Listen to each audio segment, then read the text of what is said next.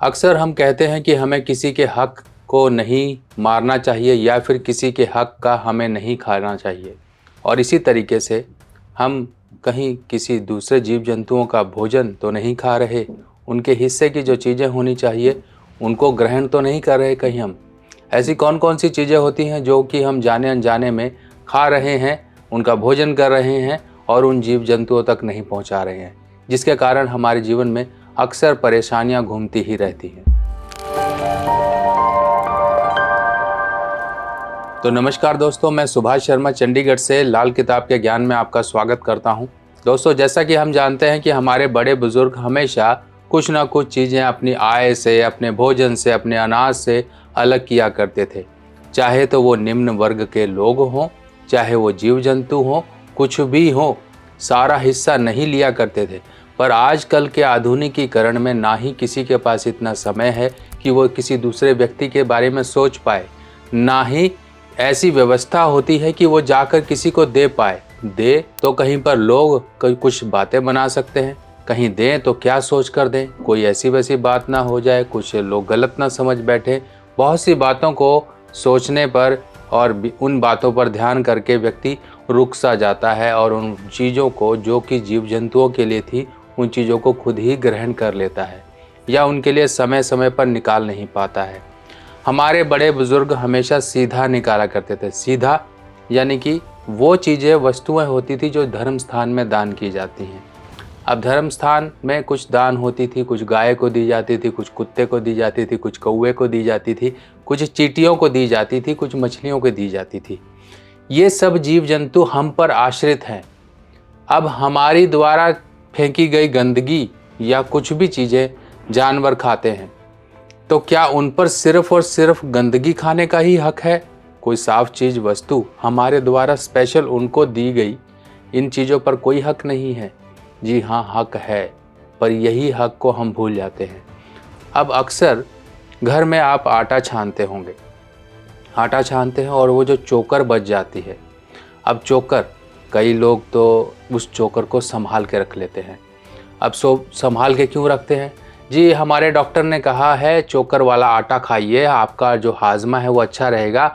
आप चोकर वाले का, कुछ तो ब्यूटी प्रोडक्ट्स आजकल ऐसे हो गए, आप चोकर में ऐसी ऐसी चीज़ें मिला के अपना आप स्क्रब बना सकते हैं।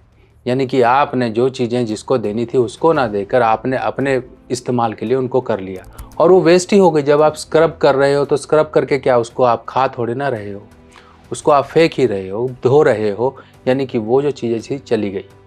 अब जब आप किसी दूसरे के बारे में सोचोगे ही नहीं, आप वो कर्म बंधन में बंध जाओगे जो कि आपको नहीं बंधना चाहिए, जिन चीज़ों का आपके ऊपर भार नहीं होना चाहिए। फिर किस ग्रह से आप सोचोगे कि हाँ, मुझे वो ग्रह आपको अच्छा फल दे दे, चाहे दशा हो, अंतर्दशा हो या कुंडली में बैठे हुए ग्रह हो। बहुत सी बातें ऐसी होती हैं जिनके बारे में आपको खुद ही सोचना है कि उनको किस तरह से आप अपनी सहूलियत के अनुसार मार्ग बनाएं कि इन चीज़ों को अपने से ले जाके उन आश्रित जीव जंतुओं को आप दें और आपके जीवन में कल्याण हो। अब पहले समय में क्या किया करते थे कि जो चोकर हुआ करती थी, चोकर जानवरों को दिया जाता था। आपने आहार देखा होगा, पशु आहार। जिनके पास जानवर नहीं हुआ करते थे वो उस चोकर को किसी को दे दिया करते थे, या तो जिसके पास जानवर है। अब देखिए, जाने अनजाने में तो उपाय हो गया। अब मान लीजिए आप जानवर को नहीं दे पा रहे हैं आज के समय में, तो उस चोकर का क्या करेंगे? ये पहली बात है ऐसी, और आपको 4 बातें मैं आपको और बताऊंगा, यानी कि टोटल 5 पॉइंट हो जाएंगे, जिसमें कि आपको इन सभी चीज़ों पर पता लग जाएगा कि आप कहाँ पर गलती कर रहे हो। पहला पॉइंट है आपके घर की चोकर, जो आटा छानने के बाद निकलती है, उसको आप नॉर्मली फेंक देते हो। आपके यहाँ पर कोई गाय वगैरह इस तरह की व्यवस्था नहीं है, फिर भी आप फेंक देते हो। पर कई लोग क्या करते हैं, उसको इस्तेमाल करते हैं और खुद ही खा लेते हैं कि हाँ जी, इसमें रफेज होता है, डॉक्टर ने बोला है कि आप मिक्स ग्रेन आटा खाइए, चोकर युक्त आटा खाइए, इस तरह की चीज़ें खाइए, आपका हाजमा सही होगा। अरे भैया, जब आप सिर्फ दवा ही दवा खाते रहोगे और दुआ आपके जीवन में कहीं नहीं होगी, तो चाहे आप 1 बोरी चोकर खा लो, चाहे आप जितना मर्जी चोकर खा लो, आपकी सेहत सही नहीं होगी। सेहत को सही करने के लिए 2 चीज़ों की ज़रूरत है, एक तो है दवा और दूसरी है दुआ। अगर इन 2 में से कुछ भी मिस हो गया तो ना तो दवा काम करेगी ना दुआ काम करेगी। तो इसी तरीके से ना ही झाड़ फूक, ना ही ऊपर ये पूजा पाठ, ना ही कुछ, इनसे कभी भी बीमारी ठीक नहीं होती जब तक उसके साथ साथ आप दवा ना इस्तेमाल करो। तो हमेशा कहा जाता है अंधभक्त भी मत बनो, और जो साइंस है उसका भी सहारा लो। दुआ साथ में रहे तो आपके द्वारा जो भी कर्म किया जाता है उसमें आपको 4 गुना अच्छे असर मिलने शुरू हो जाते हैं। अब सबसे पहला जो काम है वो है ये जो चोकर निकलती है, इस चोकर में आपने कुछ चीज़ें मिला लेनी है। जैसे कि आप घर के अंदर आपके गुड़ का बूरा होगा वो मिला लीजिए कुछ मात्रा में, कुछ आपके घर में टूटा चावल होगा वो मिला लीजिए, कुछ काले तिल होंगे ये मिला लीजिए।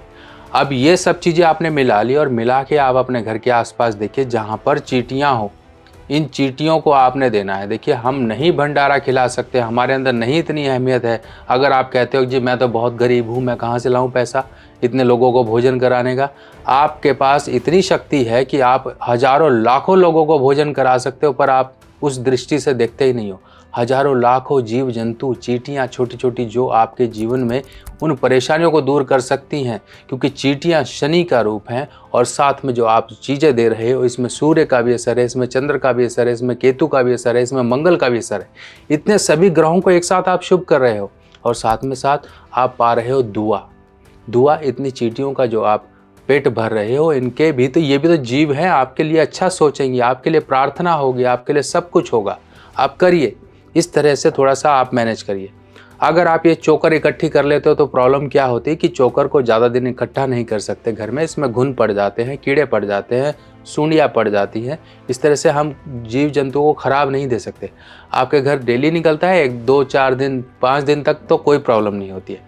इस तरह से आप इकट्ठा मटेरियल बना लो, 5 दिन का फिर इकट्ठा हो गया, फिर दोबारा मटेरियल बनाओ, जाके आप चींटियों को देकर आइए।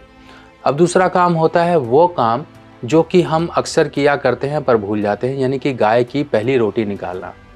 यानी कि पहली रोटी, अब पहली रोटी क्यों निकालनी ज़रूरी है? जब भी घर में सुख शांति और धन की वृद्धि की कमी महसूस होना लगे तो गाय की पहली रोटी निकालना शुरू करिए। और गाय की रोटी पहली, यानी कि रोटी बन रही तो पहली रोटी अलग रख लीजिए। और जो व्यक्ति खुद बैठकर खाना खा रहा है और अपनी थाली में से वो 3 जीव जंतुओं के लिए अगर भोजन का ग्रास निकाल देता है तो उसके लिए भी कभी भी धन की जो परेशानी होती है उसे परेशान नहीं करती है और धीरे धीरे वो बड़ी मुश्किलों से भी निकल आता है। कुत्ते की, गाय की और साथ में कौवे की, इन 3 लोगों का ग्रास मतलब ग्राई या बुरकी जो भी आप कहते हैं अपने प्रांत के अनुसार, वो समझ लीजिए कि आप एक कौर जो खाते हैं वो पहले 3 कौर आप तोड़कर अलग रख लीजिए और बाहर जाकर आप ये डाल दीजिए। ऐसी जगह डाल दीजिए जहाँ पर कुत्ता वगैरह खा सके और दिन में हो तो पक्षी वगैरह कुछ उठा के ले जाए। देखिए जब कृपा होनी होगी तो अपने आप जीव जंतु भी आ जाएंगे और आपको जगह भी मिल जाएगी। और कई बार ऐसा होता है कि हम डालते रहते हैं और एक समय ऐसा आता है कि वो जिसके लिए डाला जाता है वो ऑटोमेटिकली ले भी जाता है, आपको पता भी नहीं चलता है और आपके जीवन की परेशानियाँ भी ऐसे चुटकियों में दूर हो जाती है। अब वो तीसरा काम गर्मियों के समय का होता है जो कि पानी देने का होता है।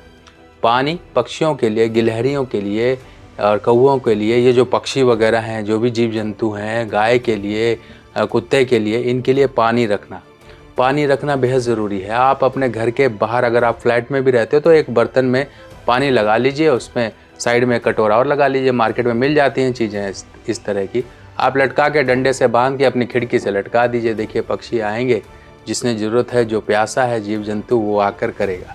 हम रोज़ अपना पेट भर रहे हैं, रोज़ अपनी प्यास बुझा रहे हैं, पर उन जीव जंतुओं के बारे में नहीं सोच रहे हैं तो परेशानी आती ही आती है। अब वो चौथा काम जो हम नहीं करते हैं, अक्सर आपने लोगों को देखा होगा जब कोई नदी नहर पार करते हैं तो पैसा डालते हैं। पैसा डालने का मकसद क्या है? इसके पीछे बहुत बड़ी मान्यता है, क्योंकि पहले समय में देखिए तांबे के सिक्के चला करते थे और तांबा पानी में जब डलता था तो पानी शुद्ध होता था।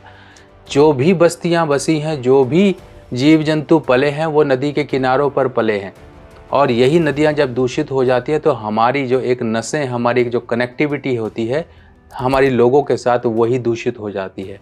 हमारी बीमारियां, ये सब चीज़ें चलनी शुरू हो जाती हैं। एक जगह का दूषित पानी गया दूसरी जगह में हुआ, इस तरह से हम अपने घर की आसपास की या सफ़र करते हुए नदी नहरों को अगर हम क्लीन करने के प्रण उठा लें, समय समय पर उसमें सिक्का इत्यादि गिराते रहें, पैसा इत्यादि गिराते रहें, तब भी उसमें सफाई होती रहेगी। पैसा गिराने से देखिए बहुत से अल्टरनेट हो जाते हैं। कैसे? मान लीजिए आप कहीं पर पैसा गिराते हो तो वहाँ पर देखिए कूदने वाले, पैसा निकालने वाले, ये सब कुछ आते हैं। इस तरह की थोड़ा एक वहाँ पर एक कनेक्टिविटी बन जाती है। गंगा घाट पर लोग पैसा डालते हैं, सब कुछ डालते हैं, तो वहाँ पर देखिए धार्मिक नदी होने की वजह से उसकी मान्यता है, इसलिए वहाँ की सफाई वगैरह हो जाती है। बाकी सभी नदियाँ, जो भी नदियाँ हैं, उन सभी नदियों को हम सनातनी पूजते हैं और इन सभी नदियों का हमारे ऊपर एक तरह से ऋण है कि हम जो टोल टैक्स देते हैं ना, जो हम रोड क्रॉस करते हैं तो एक जगह टोल टैक्स नाका आता है, ये वही टोल टैक्स होता है जो कि हमें पूर्व जन्मों के ऋणों से मुक्त कर देता है। जब भी आप किसी तरह से नदी नहर को पार करें तो उसमें सिक्का इत्यादि फेंक दें, और आपके घर के आसपास कोई तालाब है, कोई नदी है, कोई झील है, तो उसके अंदर आप समय समय पर चाहे तो रोटी, चाहे ब्रेड या कुछ भी मछलियों के लिए ज़रूर आपने डालना है। आपने जल, थल, आकाश सभी को कवर कर लेना है, क्योंकि पंच तत्व, ठीक है, इन पंच तत्वों के बारे में अगर हम समझें, इन पंच तत्वों से ही हमारा शरीर बना है और इन्हीं पंच तत्वों से संबंधित जीव जंतु जो भी आते हैं, चाहे वो जल के हों, चाहे वो भूमि के हों, चाहे वो आकाश में घूमने वाले पंछी हो, कुछ भी हो, इन सब का हमें ध्यान रखना है, क्योंकि हम इन सब के एक हिस्सा हैं और यही सब हमारे आपस में एक तरह से रिश्तेदार हैं और यही हमारे हिस्सेदार हैं। हिस्सेदार किस चीज़ के हैं? वही हिस्सा ये मांगते हैं जो कि आप कमाते हो, खाते हो, कुछ भी है। आपने दसवंत के बारे में सुना होगा, जब हम कमाई कुछ करते हैं। ये 5वां पॉइंट मैं आपको बताने वाला हूँ दसवंत के बारे में, कि हम कमाई करते हैं, फिर हम ये सोचते हैं यार इस पैसे का करें क्या। हम देखिए हर तरह से दान करते हैं, अपने अंग का भी दान कर देते हैं, अपने शरीर का भी दान कर देते हैं, अपने श्रम का दान करते हैं, अपने भोजन का दान करते हैं, कपड़ों का दान करते हैं, अन्न का दान करते हैं। दान हर तरह का हमारे पास है, पर कुछ लोग कहीं ना कहीं चूक जाते हैं। यहाँ पर बात आती है अपना श्रम देने की।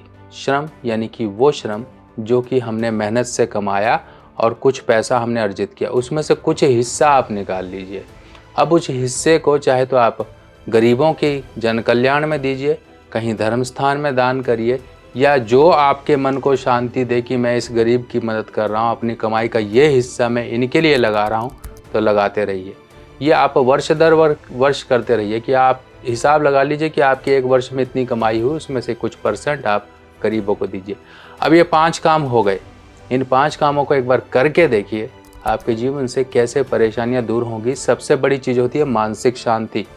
एक ऐसे लगना कि हाँ, आपके कंधे पर किसी का हाथ है, आपके कंधे पर प्रभु परमेश्वर का ही हाथ होगा और वही हाथ आपको आगे बढ़ाएगा कि बेटा इस रास्ते पे चलो, यहाँ चलो, आप चिंता मत करो, मैं तुम्हारे साथ हूँ। ये प्रभु का हाथ है। इससे बड़ी शक्ति कुछ नहीं चाहिए व्यक्ति को, कुछ नहीं चाहिए। ये पैसा, ये सब कुछ, सब एक समय पर धोखा सा लगता है। वो लोग देखिए जिन्होंने इतना हजारों लाखों कमाया और एक समय पर बर्बाद हैं। ना बच्चा पूछता है, ना वाइफ पूछती है, ना घर के रिश्तेदार, ना कोई कहीं पर नहीं होता। आपके कर्म ही सामने आते हैं। उन कर्मों को शुद्ध रखिए, जीवन में आपको कभी भी परेशानियों का सामना नहीं करना पड़ेगा। ये कर्म है, ये उपाय नहीं है। कई लोग कहते हैं जाओ पक्षियों को दाना डालो, गाय को ये दो। ये कर्म है जिनको हम भूल चुके हैं। ये कर्म ही आज के समय में उपाय बन के आपके सामने आ गए हैं। आप अपने कर्म करते रहिए, कुछ मत सोचिए, आपके साथ प्रभु की शक्ति हमेशा रहेगी।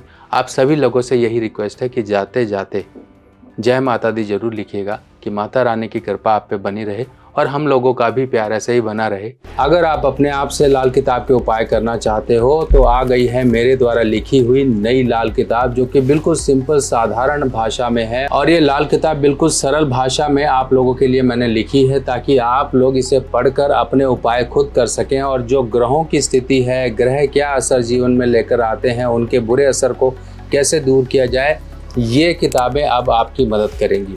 ये पहला भाग है। ऐसे 5 भाग कुल मिलाकर आएंगे, जिसमें ये पहला भाग बेसिक होगा, यानी कि पार्ट 1, पार्ट 2, पार्ट 3, पार्ट 4, ऐसे पार्ट 5 तक आपको पूरी की पूरी संपूर्ण लाल किताब की जानकारी इन भागों में मिल जाएगी। ये किताब हिंदी में होगी और सरल भाषा में होगी। देखिए इस तरह से इस किताब में संपूर्ण जानकारी, उपाय इत्यादि, योग, सब चीज़ें इस किताब में दी गई हैं।